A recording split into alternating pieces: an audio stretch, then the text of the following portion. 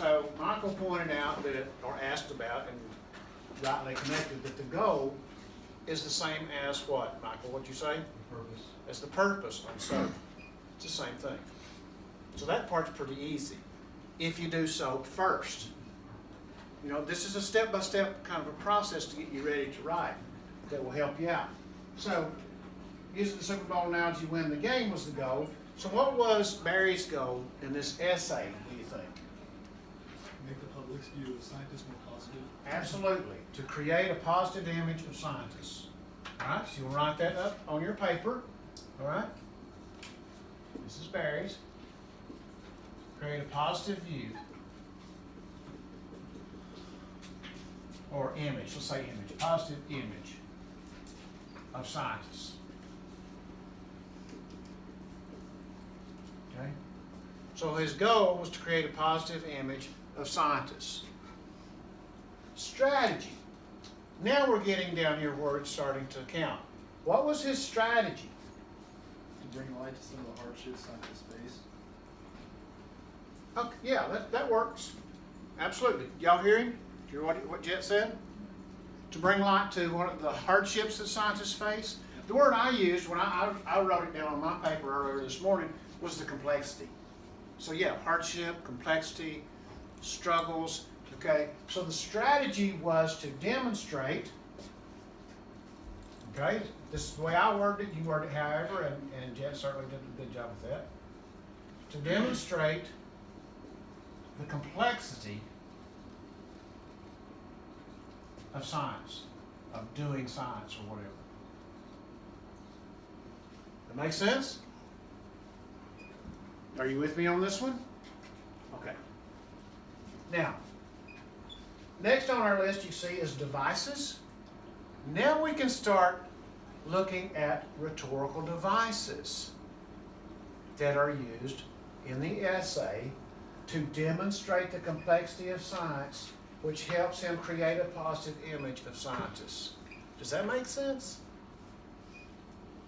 That kind of does away with the Where's Waldo approach. Let's just go skimming through looking for rhetorical devices. Now we have a plan. We have a goal.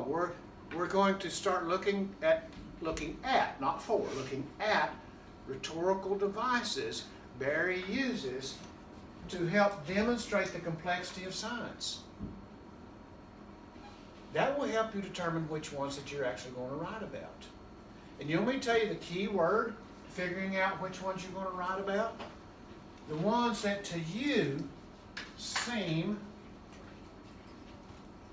intentional.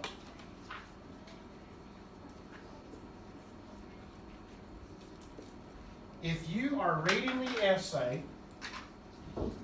and it just jumps off the page to you that, yeah, Barry was doing this on purpose, you know, it was intentional on his part, then that's one you're going to focus on.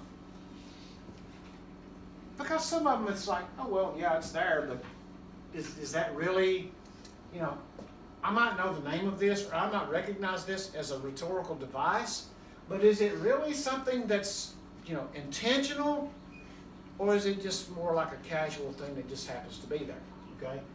Focus on what seems to you, what is obvious to you, intentional on Barry's part. Does it make sense? Okay. Now, that should give you plenty of things to work with. So then what are you going to do? Well, then you go through, find the ones that are in there, see how they're being used, and then you decide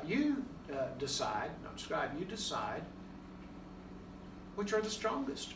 Or you decide which ones you understand best. Okay? You don't get points for having more of them. It's not that. Your score is based on the depth of analysis, right?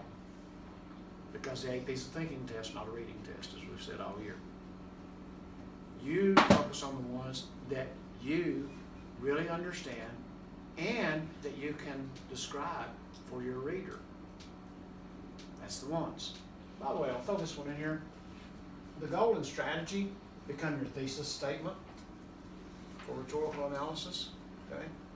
Those are the things that you use for your thesis statement, and you do not put devices in your thesis statement. You know that. We've been over this, but just as a reminder, okay? Now, is there anything I need to clarify on that part before I cut you loose on the passage and we start looking at his use of devices? We're good to go with that? All right, thank you. Dylan?